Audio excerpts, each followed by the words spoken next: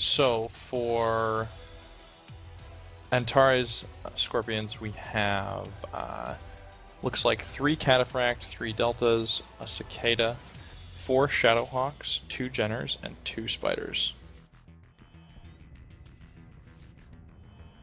We don't yet have the drop deck for Smoke Adder, but we'll try I to get actually that. just got it. Okay. It is 1 Spider 5D, 2 5 starters, 1 Cicada 3M, 1 Blackjack, 4 Shadowhawks, and 3 Jagermax. Alright, so Antares Scorpion will be in the red, and Smoke Adder will be in the blue. Meg, your join me is frozen. There we go. Okay, now we we go. can see. Thank God. I was like, am I supposed to be spectating? Oh no, I've broken the cast. Oh, it's Okay, all yours now. Antares Scorpions does move up to the base, similar to what 228 did in the previous match. I gotta say, I think that's a really strong position. I think that it's hard to make a good push on it, and it's very well covered from sniping. So, I gotta say, I favor that position.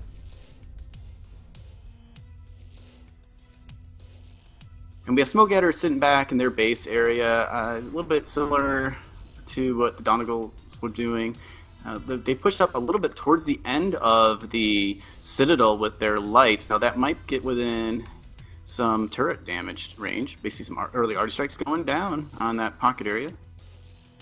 Yeah, and the thing about, especially those LRM turrets, is that if you don't have ECM, once they are open, as long as they have lock on you within 1,000 meters, they will keep shooting. So they are very potent in the fact that they can harass you for a very long time. This is interesting because this Jaeger mech here for one of the Smoke Adders is 4 machine guns, 2 Ultra AC5s, and 2 medium pulse. So this is a brawl deck. You know, this is not sitting back shooting with Gauss. So I wonder if they're going to try to go for a quick push at some point.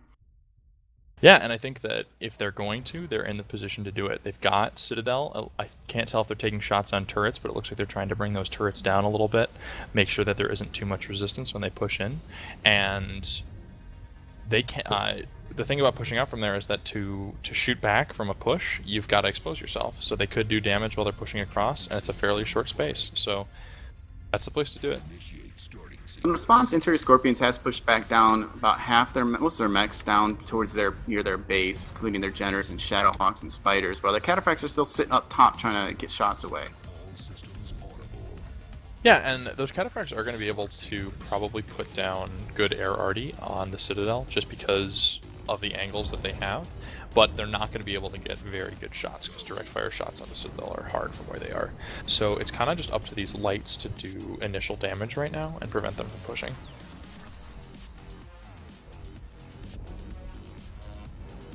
So we see the 3 medium laser AC-20 out of the 2D Shadowhawks, which means there's a mix of brawl and range going on right now with the Antares Scorpions. And if they're fighting a full brawl, that's why those Cataphracts can still get their damage off and hopefully whittle them down enough so that during the push, they will be doing alright.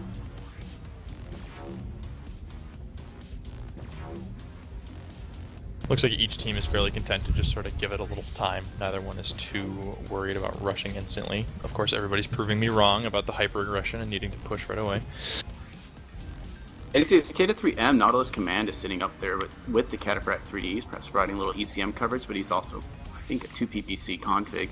So I like with the Raven that with the last match, it does help provide a little bit of stealth ability on those snipers, as well as perhaps protect them with that stealth from arty strikes. Yeah, and it doesn't look like there's been a significant amount of damage on either side. I think the lowest mech is Mensch. I'm not sure what he's in. Looks like he's in a Shadowhawk. 2 peeps and an Ultra AC5. Not too much. Right leg red, that could hurt later on, but it's not too bad. Spread out pretty good. Yeah, that might hurt in a brawling situation, but for now it's pretty negligible, especially if he's jump sniping well. Looks like we're seeing a bit of movement off the Citadel up towards C4. But and one of the Embers is down major. an arm. Oh. That's interesting. That actually, in this light deck, that actually does make a pretty big difference because it severely hampers their ability to do damage to armored targets. So if the mech is stripped, those 4 machine guns are going to do fine. But if not, you're not going to be able to harass their lights or their assault mechs very well.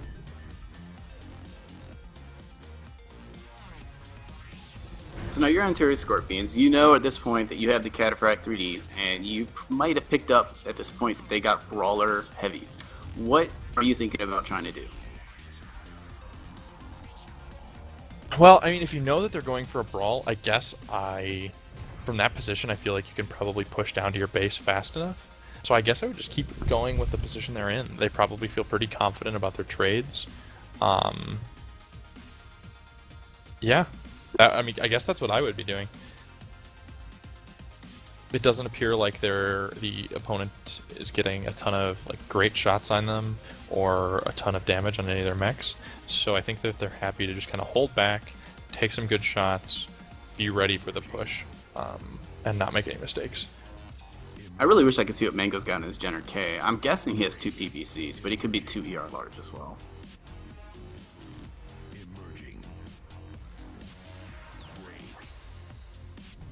I think I just saw PPCs fire from. Yeah. He has 2 PPC according to the info I was given. Now this Cicada is in the water. He is all alone, and if those lights want to try to jump him, I think they could really take him down pretty quick, actually. So yeah, and he doesn't have a ton of Spire support. It looks like a lot of those mechs are actually sitting behind the Citadel, but he's fallen back now. It doesn't look like there's going to be any engagement there. I think both teams are a little bit afraid to make the engagement. They both want the win. They're both playing passively. Right, and now Mensch is has most damage right now, 70%. He's just sitting up there on that ramp on the Citadel. Takes another shot. Yeah. He is playing the most forward, and he is getting punished for it, as you can see by his health. If they can focus down that leg from a distance, that could be a huge disadvantage, because then he wouldn't actually be able to participate in the brawl.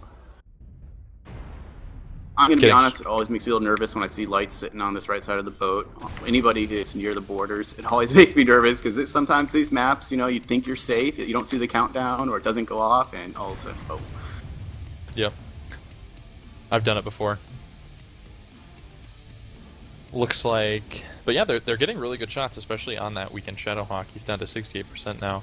That is the lowest health of any mech on the field, but everybody else is fairly healthy, and I think that is probably just shield arm damage. Although that is a left-handed mech, so it might be some critical components. Looks like the Cataphracts are content to just sort of sit upper. Everybody's doing their best to make good shots.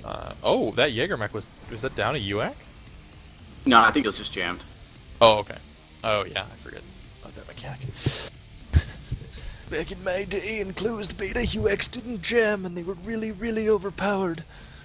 And you had to toggle the buttons in the right sequence to unjam them. Oh yeah, the first iteration of the jam mechanic. Oh, that was... I actually really liked that. It made jamming your UX like scary. Let's bring that back. You heard it here, folks. I think it lasted 2 weeks. Yeah. Unless it was very quick. you had a macro and it didn't jam at all. Yep. Macro people. Alright, so Mensch is now, he's down to 68%. But again, it's spread out damage, right leg damage the most, so he's not in a horrible position. It's just he's want to be careful because he doesn't want to be the one picked off. He doesn't want, if he has his ultra ammo on that leg, you don't want that single artist strike rip off that leg, and then all of a sudden you have ammo explosion and you could die or be seriously crit. And the 2D, those lasers are actually all in that left arm, so that could be a huge damage reduction for him if he loses that arm. He is still poking though. He's still very much out in front. He's not pulling back. So that is a vulnerability that could be taken advantage of.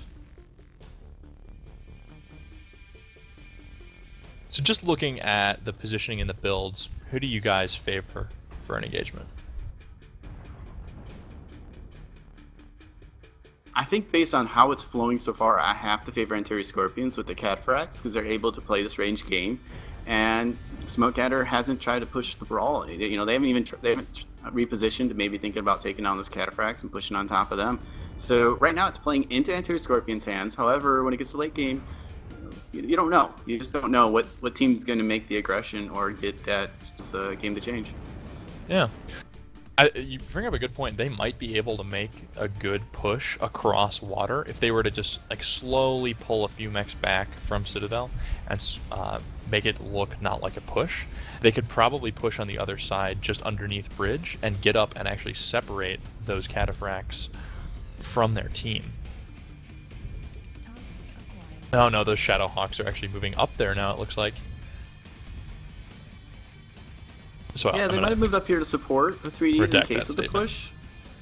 Yeah, but they also could be thinking about pushing across the way, as we did SJR. We pushed across the way there. That is an option you can take, but you know they have a Cataphract still sitting back in their base area, so they're not rushing anything. And the other Cataphract Mikarg is also pushing down back towards their base area.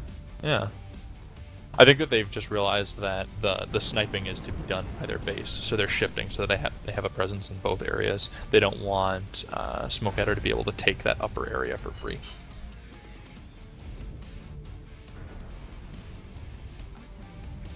Still pretty healthy all around. A couple mechs dropping down into the 70%, but that can just be shield arm damage and stuff like that. So it doesn't actually mean that they're out of the fight or even in danger of dying. Those Jenners are still poking from boat. I think both teams are probably just going to hold until they feel like they can get the advantage in a situation. Now Mensch has moved back a little bit more safe area, but he's still, I think, in an area that a mech could get line of sight on to get an arty on, and he probably should be sitting back maybe a little bit farther. He's still one of the more forward mechs in the team, and when you're the lowest 60% damage, even though you have that range set up, and you might be one of the few mechs that does have that, you see those 4 Cataphracts, and you're not going to out jump snipe 4 Cataphracts. You're not going to out damage them from that range. Even though you have a few other mechs with, say, the ER large or the PVCs, it doesn't really play into your.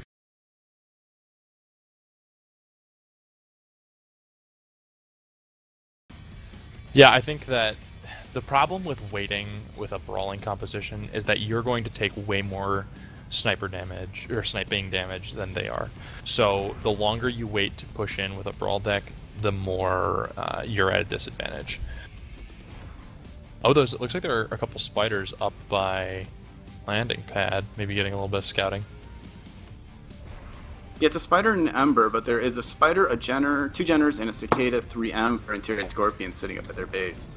Now, one problem, you could get a little bit stuck in these positions because you just can't really figure out what to do. Where is the vulnerability? You're trying to find it, but you don't really see it, so and you don't want to risk it. It's a quarterfinals. You don't want to risk it too much on an aggressive push unless you feel pretty comfortable. So teams might get a little paralysis. Yeah, and I think that the lights from Smoke Adder could actually be in a dangerous position. The 4 lights on the opposite side could make a pushover and take him. I'm not sure how close, what kind of decks those are, though. I'm sure a couple Jenners could probably make easy work of a spider and an ember, though. One thing well, that one ember too is missing 2. Oh, that's right. Ahead, that one ember is missing an arm. One thing I'll note about this is that it's not necessarily a positional disadvantage for Antares Scorpions that Smoke Adder has to look for. It's the drop deck they have to be aware of, because the Scorpions are running the Cicada and 2 Jenners, both with 2 PPC, and they have 2 spiders with ER large and 2 mediums. And when it comes down to a brawl, there is not enough sustain there for that to be a powerful light lance. So if there was enough durability and momentum behind a push, they could roll over these mediums and the heavies, even though the mediums are brawlers. Now, before Gamer for Antares the lights Scorpions, come into play. Oh wow, Gamer is a one-shot kill on that rear right torso on a spider. Oh, that's actually really, really dangerous. He's got to be careful with that. He cannot, like, even think about facing that torso towards the enemy. Not just that, but if he wanders into any strike, he's dead. Yeah, that's a good point. We haven't seen a lot of strikes, actually, this game. I've actually found that quite surprising. Now, Donnie Line's also... Any? Oh no, there's been quite a few. Okay. Donnie Line's also is pretty close to one-shot killing that rear left torso on a spider there, sitting in the ramp there out of the town. Yeah, so it does look like some of the damage that has been done has been pretty pinpoint damage, and that's the problem with the percentage indicators, is that you can't necessarily tell, is that 60% all in CT, or is that 60% spread out all over the map? So a Jenner at like 86% could be 1 point away from death on a looks CT. like we have a push going on though. Antares, it looks like, has balled up in Upper City and is ready to push over. There's just light mechs here to stop this push. We see an This could Artie be go down really on big. top. Yeah, Artie goes Really down big. on top. And Smoke Adder hasn't actually replied to rotate out, though those lights are trying to get out through the party room and out the back, and they might just make it here, but they are taking some damage. The thing is that this is going to give Antares a much better position up on top. They're now going to be able to start taking down turrets and really hitting these mechs if they don't reposition fast enough. There's not a lot of cover near Citadel from dropship if you're not moving back towards the base, but then you're exposing yourselves to this Spider and this Jenner and the turrets. They did get a really good arty strike there on Cybersphere in that Shadowhawk 2H. And I like this movement by Mango and Max. They're sitting back in your base, just spotting in case the other team decided to counter push towards their base. You know, it's a really good idea to just, it's giving you a little extra insurance on your push. You feel a little safer. Yeah, turrets are dangerous, but if you push all 12 mechs at once, they can't take you down before you cap a base. She's got a lot of shots going down right now. Antares has taken dropship and is moving to that ledge to snipe. And it looks like Smoke Adder is actually just holding back in the city. They're not gonna make any big pushes. They're not gonna do anything like that. They're just gonna try and defend, make sure that they're getting good shots in on Antares. So 4 minutes on the Cybersphere clock. rotate out the back, but he's using their triple AC2 Shadowhawk, so he can sit a little bit farther back. And he's damaged. Red, he could be another couple shots. He might lose his weapon, so he has to be pretty careful here. His weapons aren't that far off because it is left torso. It looks like there isn't a ton of time left on the game, but both teams are still sort of playing it a little bit passive. Nobody has died yet, but we do see 2 mechs at 50%, and both of them are from Smoke Adders. We do have a counter push now going on towards Antares Scorpion's base with these Shadowhawks and lights. Yeah, it looks like actually they're pushing the majority of their mechs over, and this Jenner and the Spider really need to be careful. If they get picked out, they're going to be down a kill, and their entire team is on the other side of the map. Yeah, Mango's playing really close to that border too. He could explode if he gets in trouble here. But Antares Scorpions is rotating, but not very quickly. I think the Cat Frac 3Ds might be standard engine then, because they're going fairly slow. And you see the rest of the mechs from Smoke Adder are pushing towards the base. They are starting to cap the base. Yeah, it looks like we see 3, maybe 4 mechs on the base, so it's definitely close. And I'm not, but the lights are there. The lights will be able to sacrifice themselves if they need to prevent the cap.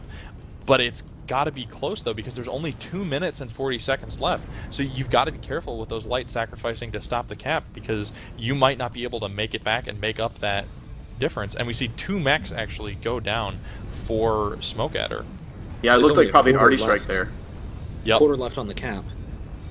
We're left on the Antares cap, but Scorpions Antares is Scorpions just out. is back and defending. Yep, 1 to 3 in terms of kills in favor of Antares Scorpions. Looks like they dropped Artie and then ran their lights in once they got those 2 kills. They weren't worried about being down on that point value or kill value anymore. And now there's just a huge brawl going on around the point. Yeah, it's a big brawl here, but you can't leave the cap because it is that close. But they are up 4 kills to 1 right this time. There, one of the Jaeger Max is crit rear, pretty crit on the front too. But it's 2-5 now in favor of Antares Scorpions.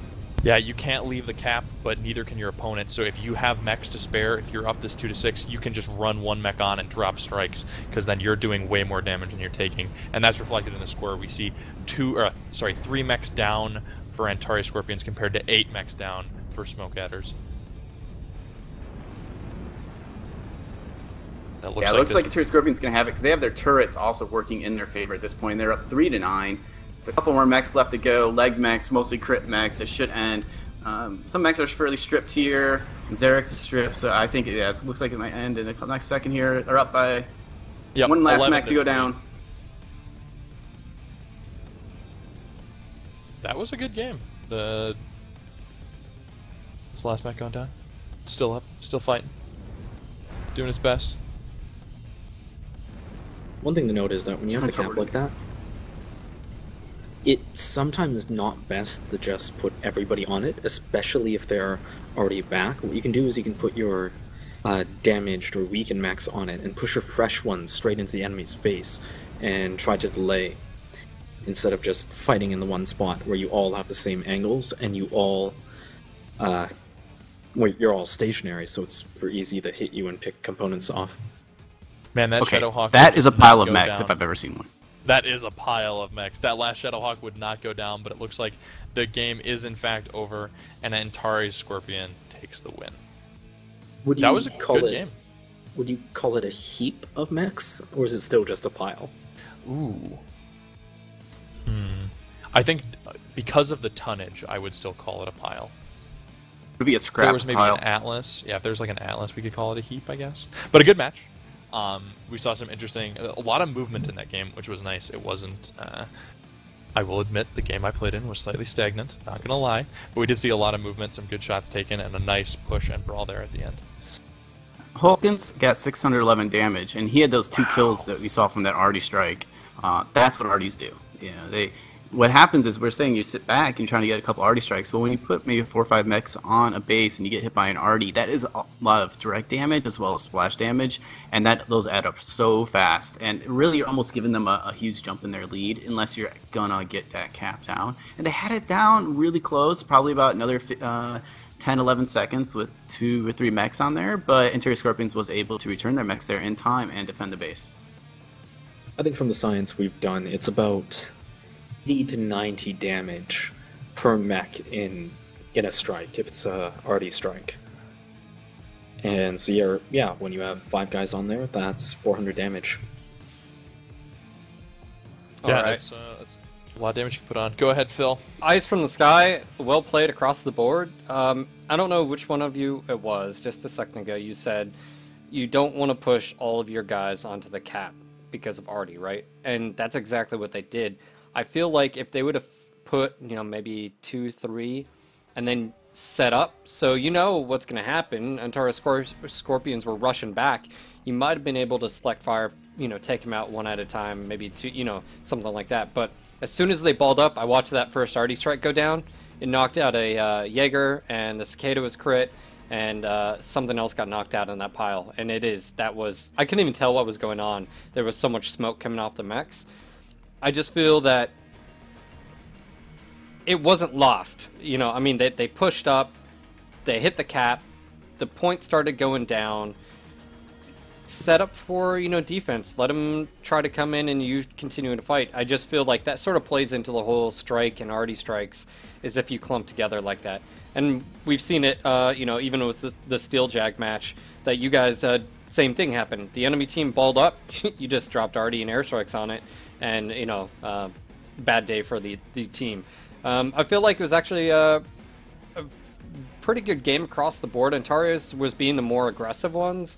Obviously, when they took the dropship, they had lines of sight down on the enemies. It was a good push by the Smoke Adders to push across. I feel like it was a good move. I think it surprised Antares that they did it. But I will say, Antares, their lights did a good job. Hulkins with those 2 peeps. I feel like that was a really good tactic, taking the 2 peeps on the Jenners, and they were able to do a lot of damage to those Shadowhawks. And you guys kept pointing out a few of their the Smoke Adders mechs were very stationary in their movements, literally getting hits when they probably shouldn't have got hits. And I feel like that sort of played out too at the end. A lot of them were damaged, and literally 1 airstrike and it took them out. That means the mech was already hurt as is. So anyways, congratulations to Antares Scorpions. They will be facing you guys, Steel Jaguar Gaming, for the semifinal rounds tomorrow, and we'll have the brackets posted up as soon as possible. But yeah, any last minute comments on that match? I mean, what led to success there? Was it the airstrikes at the end? Was it just Antares, their tactics of keeping at range and those Jenners? What do you guys feel was the clutch there?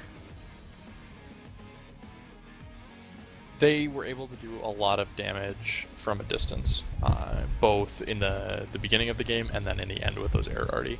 So I think that they were just able to put damage on their opponent without taking damage. They won the trades.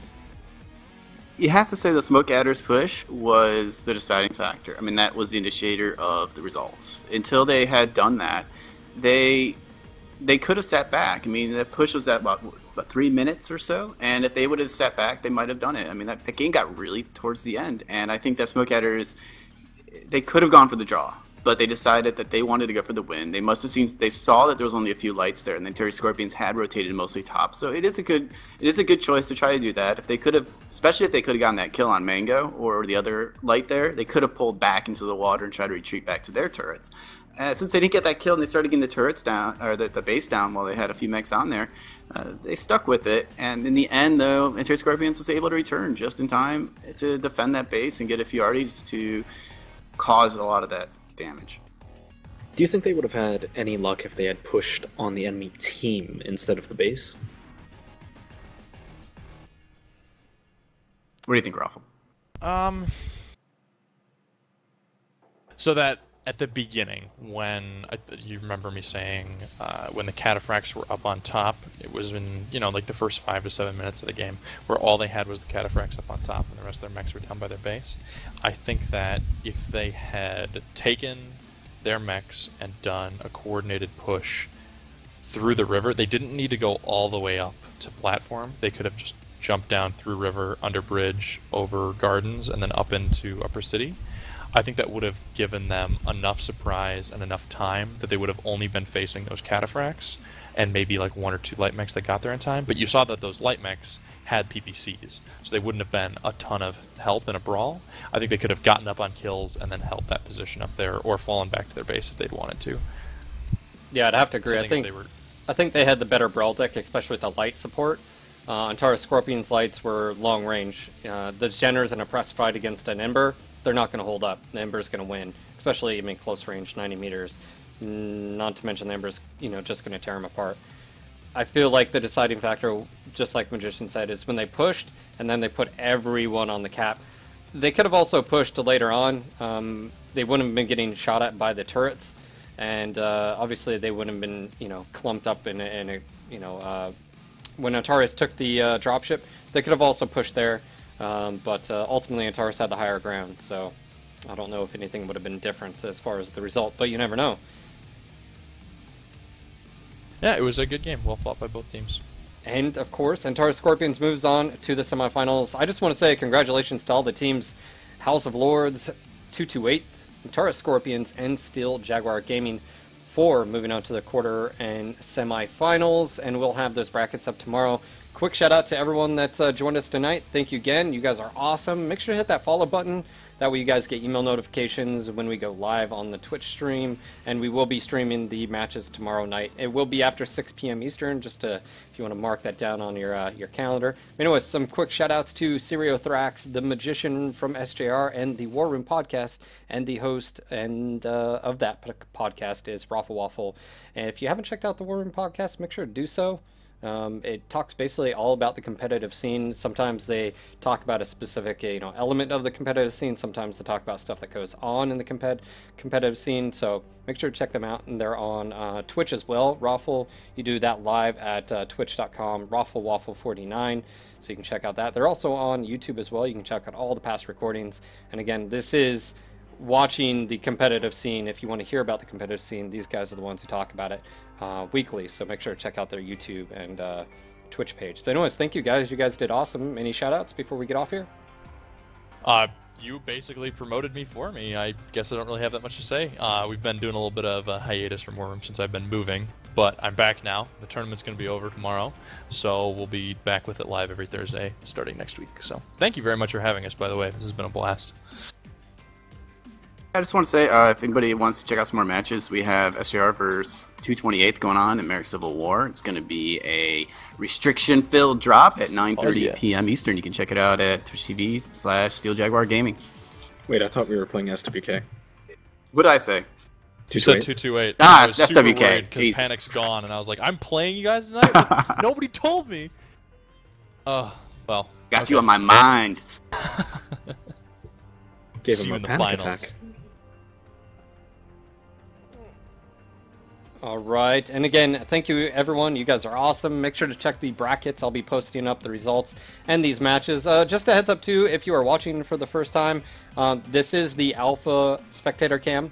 We've literally sat down and created a full feature list. I've also got the input from Siri and Raffle as well. That has been passed on to PGI. They are fully aware of it, and you should see some of those features being implemented in the near future. Obviously, again, we understand that there are some issues, visibility of gameplay, functionality and stuff. There's a few times that I tried switching to the person, but it didn't work. But this is alpha of the Spectator Cam. There are huge changes coming that'll make everything a little bit better. So thank you for your patience, and of course, guys, you know, I just want to say, awesome turnout. You guys, this has been pretty, I would say, not only interesting, but amazing watching the team dynamics, seeing the different loadouts, and today especially, I saw mechs that I didn't think I would see. So anyways, congratulations to all those teams that have moved on. But we'll see you tomorrow for the semifinals and the finals match.